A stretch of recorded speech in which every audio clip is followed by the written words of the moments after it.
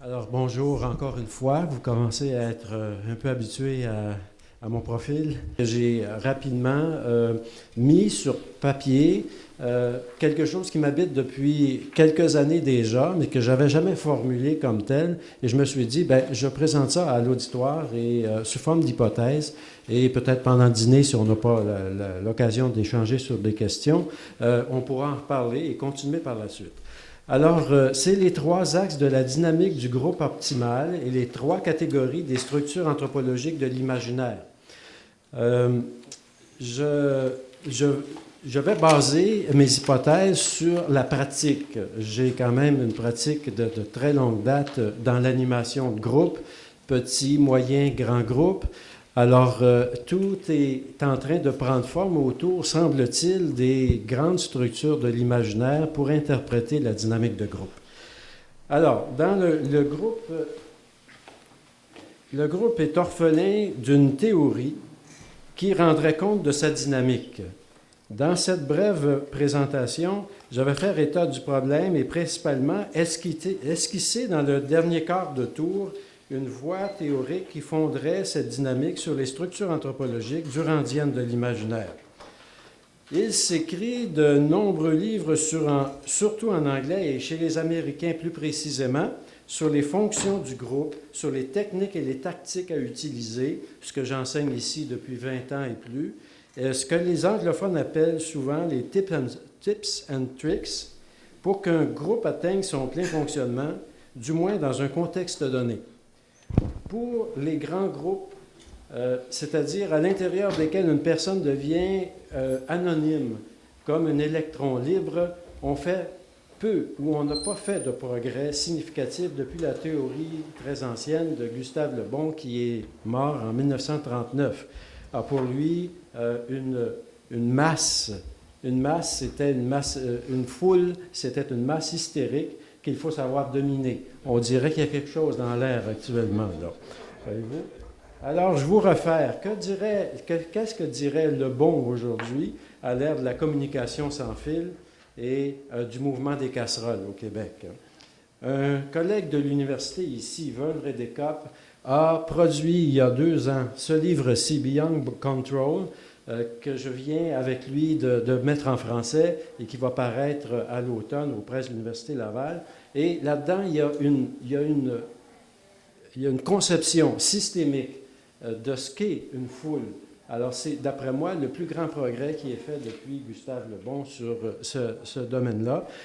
On y considère tous les éléments d'une foule, la police, les gens qui sont ciblés, les médias, les participants eux-mêmes, les groupes à l'intérieur des participants, les gens qui assistent ou qui regardent à la télévision et tout ça. Alors, c'est un grand système maintenant. Mais essayer de tirer d'une théorie dynamique de groupe à partir de grands groupes comme ça, c'est très compliqué. J'ai comme conception, avec les années en animation, qu'un petit groupe de 50 ou de 100 ou de 20 000 est à peu près dans une dynamique de même espèce, je dirais.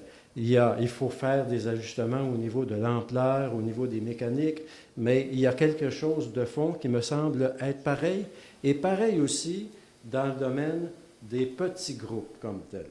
Alors, étant donné que c'est plus facile d'étudier les petits groupes, je vais faire ma démonstration dans ce domaine-là et je vais m'inspirer grandement du livre d'un professeur qui est de Bordeaux 3, qui s'appelle Jean-Claude Gillet, que nous avons invité ici, dans cette même salle, en 2006, pour un colloque sur l'animation.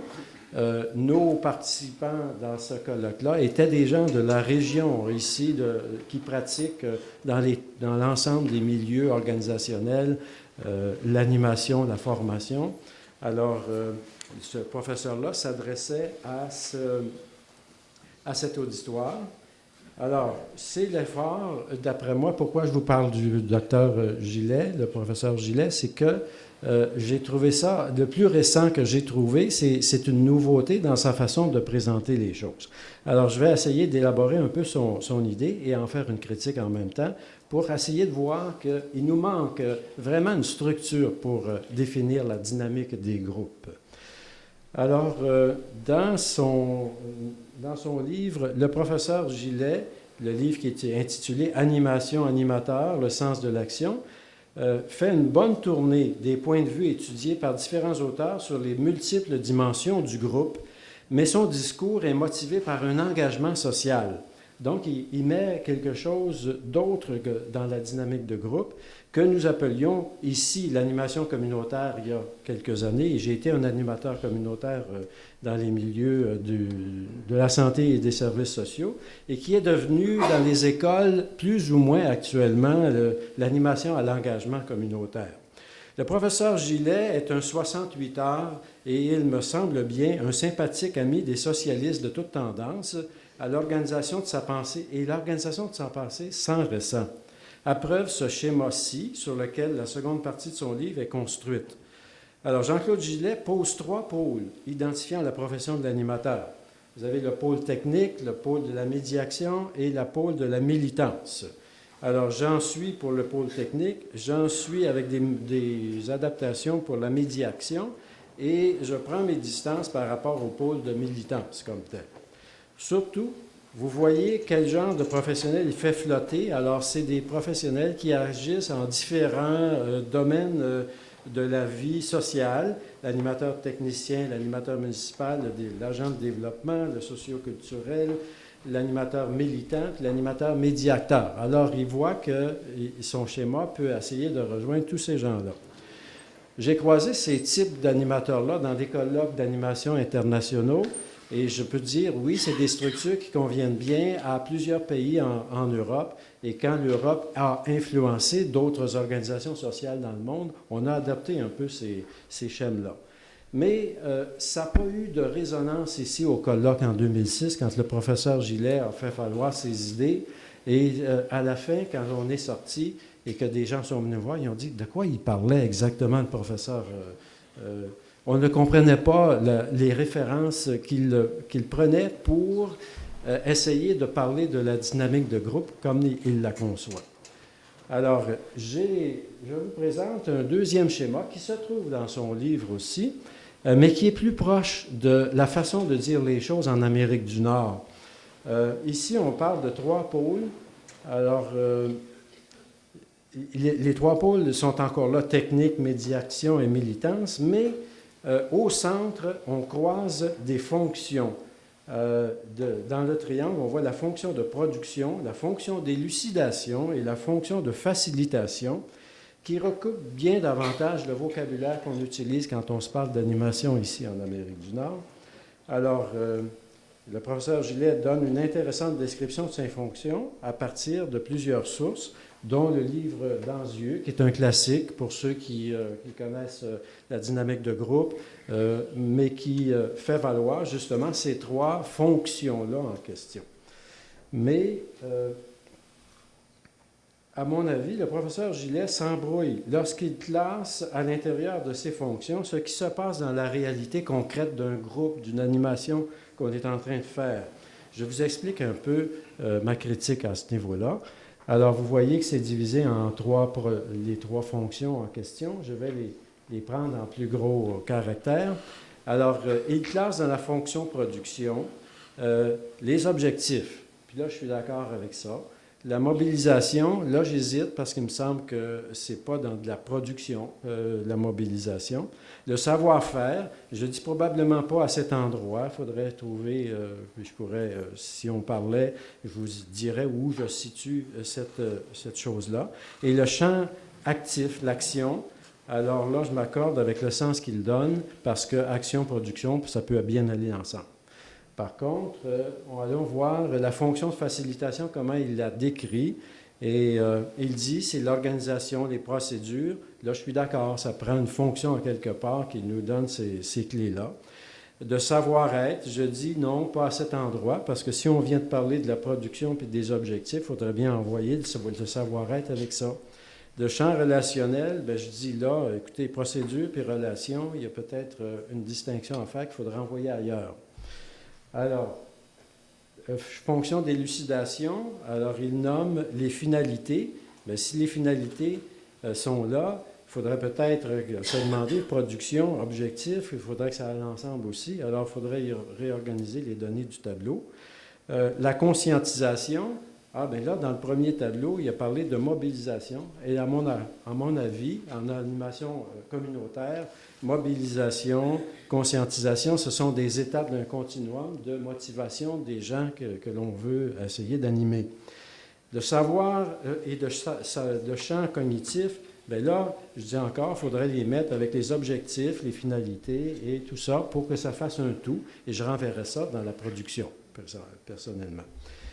Alors, je désorganise un petit peu le tableau de présenter, tout ça pour dire qu'on est à la recherche d'une théorie cohérente pour parler de la dynamique à l'intérieur des groupes, de l'animation comme telle. Alors, je vous montre seulement 2 livres ici qui sont d'autres classiques, celui de Schwartz, chez les Américains en particulier, c'est le grand bonze de l'animation. Alors, on pourrait faire des critiques un peu semblables quand on regarde sa théorie. Il y a un livre très intéressant qui est paru aux presses de l'Université Laval de Chantal Leclerc. Elle le prend...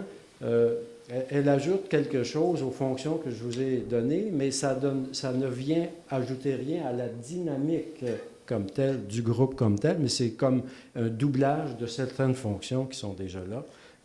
Donc, je n'ai pas encore trouvé dans ces livres-là ce que je cherche comme théorie, base théorique, fondement sur lequel on pourrait essayer de parler de la dynamique. Alors, Chantal Leclerc, particulièrement, se fonde sur un autre auteur que je m'empresse de vous présenter.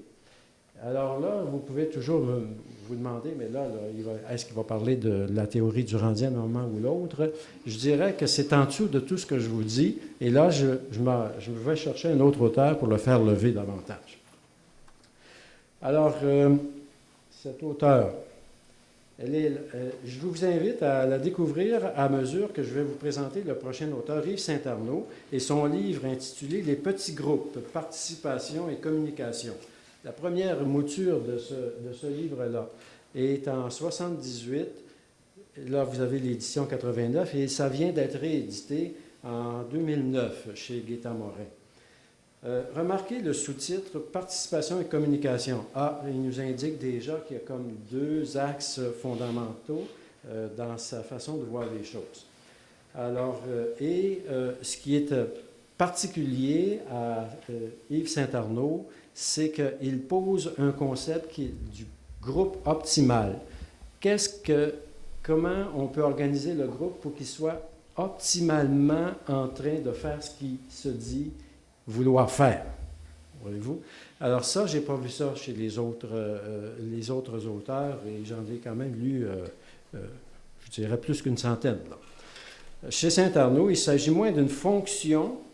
Alors voilà, ces deux axes que moi je traduis quand il parle de communication et participation, je les traduis en production, c'est dans son livre d'ailleurs, en production, un axe de production et un axe de solidarisation des gens.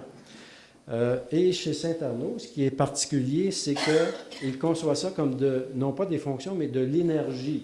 Moi, je cherche quelque chose pour expliquer la dynamique de groupe. Il faut que ça bouge, il y a quelque chose qui roule comme tel. Alors, voilà une idée très importante si l'on cherche un fondement à la dynamique.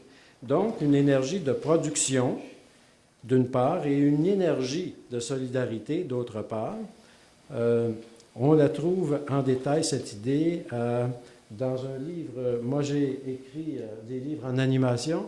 Alors, il y a ici le détail de ce que je vous présente de Saint-Arnaud est dans un des chapitres de ce livre qui s'appelle « Les 8 clés pour réussir vos réunions ». J'y reviendrai. Et j'ai essayé, à partir dans ce livre-là, de détailler comment on pourrait nommer ces énergies-là. Alors, l'énergie de production, elle fait quoi? Il y a 6 compétences que j'ai nommées, des compétences à acquérir pour être un bon animateur, quelqu'un qui va faire marcher la dynamique du groupe. Et ces 6 compétences-là donnent lieu à une définition de 36 actes professionnels que, quand on forme les animateurs ici dans les programmes, on essaie qu'ils acquièrent toutes ces habiletés de base-là pour être capable de bien faire fonctionner leur groupe et de faire en sorte que le groupe devienne optimal. Alors, l'énergie de solidarisation aussi, je le détaille, mais là, c'est en 5 compétences et en 23 actes professionnels à acquérir comme tel.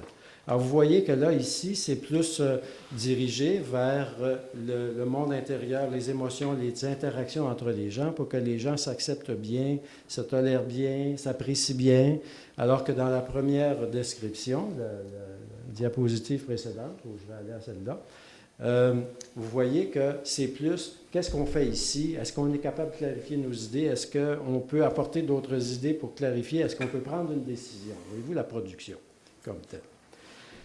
Alors, dans un monde idéal, les deux énergies, production et solidarisation, suffiraient si elles arrivent à se coordonner toutes seules.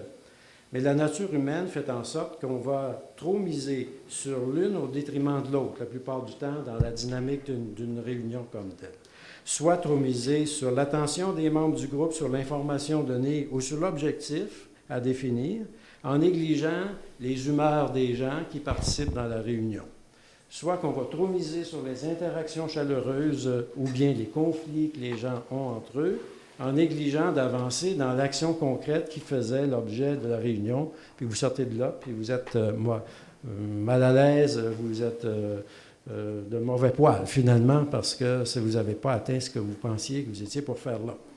C'est pourquoi il faut instaurer une troisième énergie, et c'est toujours dans la théorie de Yves Saint-Arnaud. C'est une énergie qu'il appelle l'énergie de régulation. Elle fait des règles, voyez-vous, elle fait la police un peu. Alors, c'est une énergie auxiliaire aux deux premières. Alors, elle est la servante des deux autres, d'une certaine façon. Et c'est pour ça qu'elle se trouve comme à la base du schéma en question. C'est, à mon avis, la belle trouvaille d'Yves Saint-Arnaud que les autres auteurs ou chercheurs n'ont pas posé avec autant d'aplomb lorsqu'ils ont traité de la dynamique des groupes. Voyez-vous, cette idée d'avoir deux piliers principaux et la troisième qui fait simplement aider les deux premières. Je pense qu'on commence à s'approcher d'un concept bien intégré autour de l'idée du groupe optimal. Alors, cette énergie de régulation-là, je l'ai détaillée en 10 compétences qui donnent lieu à 46 habiletés professionnelles qui consistent à sortir de sa boîte à outils d'animateur l'instrument, le processus, le jeu nécessaire pour favoriser soit plus de productivité, soit plus de solidarité dans le groupe en question. Alors ça, c'est comme la boîte à outils. À ce stade-ci de mon exposé, vous m'avez peut-être vu un peu plus venir avec mes gros sabots. Alors, je vais maintenant essayer d'appliquer les structures anthropologiques de l'imaginaire à ce schéma-ci. Alors, les structures héroïques, je ne sais pas, enfin, il va arriver à son moment. Alors, les structures héroïques sont là pour mettre plus de lumière. Vous savez, on en a parlé là depuis 2 jours. Pour vaincre par l'action. Il pointe vers un but qui nous élève et qui tranche en faveur d'une chose contre une autre. Alors, dans la dynamique des groupes, vous l'avez reconnu, c'est la dynamique de production. Alors, vous voyez ici quelqu'un dans l'image qui va afficher ce qu'on a décidé pour que ça soit clair devant tout le monde et puis qu'on ne revienne pas, qu'on ne remette pas tout le temps en question les choses. Dans les structures d'univers mythique, mystique, il nous renvoie dans notre caverne intérieure, particulièrement dans notre univers affectif, l'univers des impressions, des humeurs, celui de la chaleur fusionnelle entre les êtres. Donc, dans la dynamique de groupe, on a besoin de ça aussi. Leur lieu, vous l'avez deviné, c'est l'énergie de solidarisation. Alors, et je reviendrai là-dessus. Les structures et univers mythiques systémiques ont pour fonction de négocier l'équilibre à tenir entre les deux régimes de l'imaginaire, soit par l'alternance cyclique soit par une sorte de dualité cohérente que seule l'imagination peut inventer, les USSS dont on vient de parler tout à l'heure. Bon. Dans la dynamique des groupes, c'est l'énergie de régulation, c'est-à-dire qui vient à la rescousse des faiblesses de l'un ou des manques de l'autre pour essayer de nourrir cette dynamique qui prend synthèse, au fond, vers ce qu'on a à accomplir dans une dynamique de groupe. Voilà donc l'intuition que je nourris depuis plusieurs années et qui rend particulièrement efficaces les formations données aux étudiants et les formations données dans les milieux de travail, parce que je vais aller assez régulièrement aussi dans ces milieux-là. Il reste à construire l'argumentation selon une méthode bien éprouvée. Quant à l'épreuve sur le terrain, Saint-Arnaud en a parcouru un bon bout dans les années 78 quand il a fait cette théorie-là. Mais la vie l'a détourné vers d'autres fonctions, vers les milieux organisationnels, et il a laissé comme en plan cette théorie-là ou cette démonstration qu'il était en train de faire. Il reste à serrer de plus près la similarité entre les univers synthétiques et l'énergie de régulation. Vous voyez qu'il peut y avoir tellement de façons. Il ne faut pas que ça soit simplement... Ça, c'est un truc d'animateur.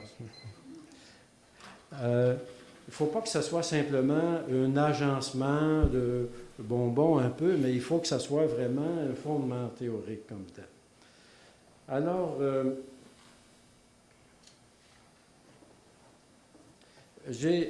dans les 8 clés pour réussir vos réunions, alors pour vous donner un exemple pratique de ça, j'essaie de montrer que le groupe optimal, il a différentes façons de faire. Alors, se réunir pour décider n'est pas se réunir pour résoudre un conflit. Se réunir pour exercer sa créativité, c'est pas se réunir pour tenir un conseil d'administration. Pour se réunir pour transmettre une information, c'est pas se réunir pour implanter un changement organisationnel. Se réunir pour tenir un focus group ou un groupe témoin, ce n'est pas se réunir pour élever la motivation des participants dans un travail ou quoi que ce soit. Alors ça, c'est les 8 clés, c'est les 8 types de réunions que j'étudie. Tantôt, l'équilibre s'installe en partant de la voie héroïque, tantôt en partant de la voie mystique pour aller progressivement rejoindre l'autre régime dans la portion optimale qu'il faut pour que le groupe soit à son meilleur rendement, si vous voulez. Mais vous voyez, on rentre soit par une énergie, soit par l'autre. Et je vais aller tout de suite à cette diapositive récente que j'ai faite ce matin pour vous montrer et pour rejoindre la théorie d'Yves Durand qui nous a présenté tout à l'heure et en même temps ses nouvelles perspectives. Alors, voici 4 types de groupes qu'on peut avoir à animer. Dans un monde idéal, on dirait que les 2 premières séries 1, ça pourrait être, disons, l'énergie de production. Mettons ça comme ça. L'énergie bleu foncé, c'est l'énergie de production. L'énergie de solidarisation serait le bleu pâle. Et le vert serait l'énergie de régulation. Or, dans un groupe qui fonctionne assez bien, où les gens sont assez amicaux, ils savent un peu la tâche, on a peu à faire d'usage de l'énergie de régulation et on se met vite à la tâche, on s'entend, on se fait des blagues, on se taquine et on reprend le travail et tout se mêle comme ça.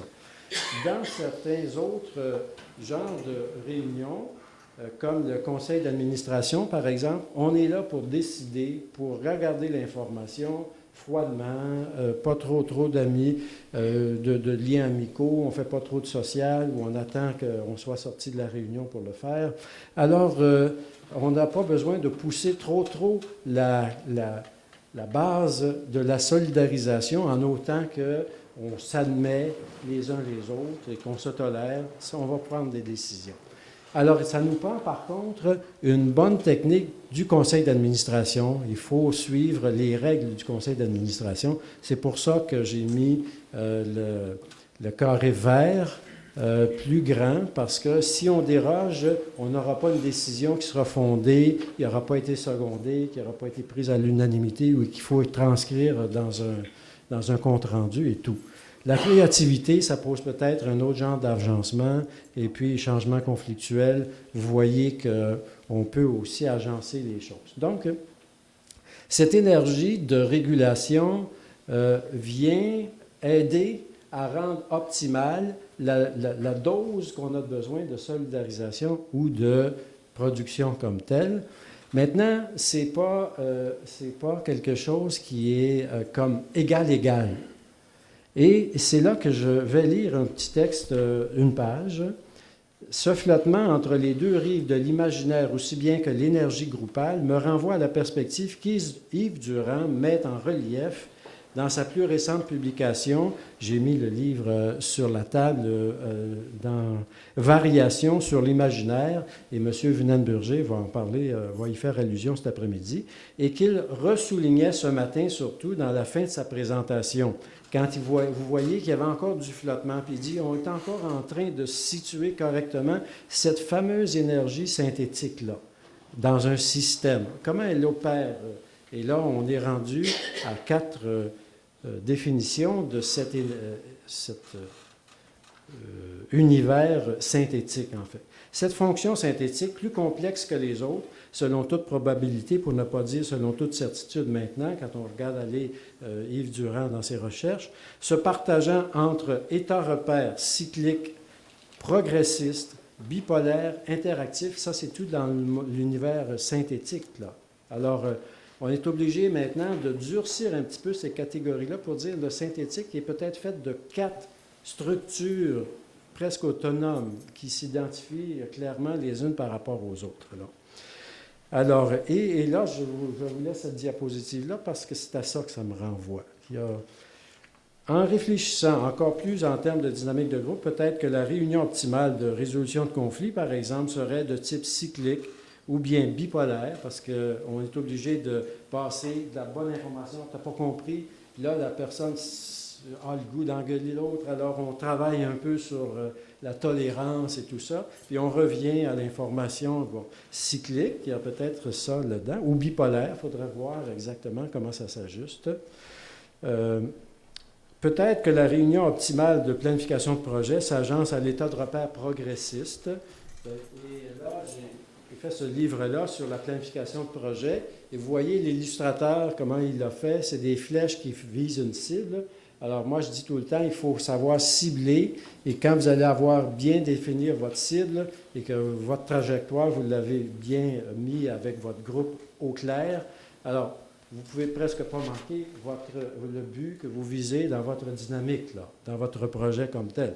Alors je trouve que ça a été un bel éclair du graphiste que d'inventer cette couverture-là. Et l'état progressiste... on voit que la flèche, ça lance un petit peu aussi vers quelque chose, tandis que le groupe optimal de la créativité est peut-être un état repère interactif. Alors, c'est toujours des catégories que Yves Durand est en train de renforcer dans sa description des univers synthétiques. Il est certain qu'une dynamique de groupe réussie ne peut se camper dans un seul pôle de l'imaginaire. Il faut des deux, non pas à complète égalité, mais dans la bonne dose pour chacun. C'est ici que je pourrais retrouver la perspective du professeur Jean-Claude Gillet quand il parle de médiaction. Mais là, je l'interprète à ma façon et non pas à sa description à lui. On a parlé hier avec, par exemple, Denis Geoffrey, de la rencontre des opposés, la conjunctio oppositorum chez Iliade, qu'il nommait dans sa conférence chez Jung. Alors, on est en train de tourner autour de cette idée-là, de ce concept-là. Alors, en conclusion, à l'instar des essais tel celui fait par le professeur Gillet, que j'estime beaucoup parce que c'est une personnalité très agréable, mais marquant ma différence aussi, j'ose dire qu'en réussissant à fonder la dynamique des groupes restreints, grands ou très grands, parce que pour moi, il y a une continuité même dans les grands groupes, sur une conception de la personne humaine vue sous l'éclairage des structures anthropologiques de l'imaginaire, selon la théorie de Gilbert Durand, et les travaux pratiques d'Yves Durand sur les univers mythiques, nous tirerions le domaine de l'animation de son cadre réducteur du simple amoncellement de fonctions, de petits, de grands instruments, d'outils techniques, de trucs, pour lui donner un statut véritablement professionnel et pleinement digne d'être enseigné dans les universités, parce qu'on aura peut-être une théorie fondatrice de la dynamique de groupe comme telle. Je vous remercie de votre attention.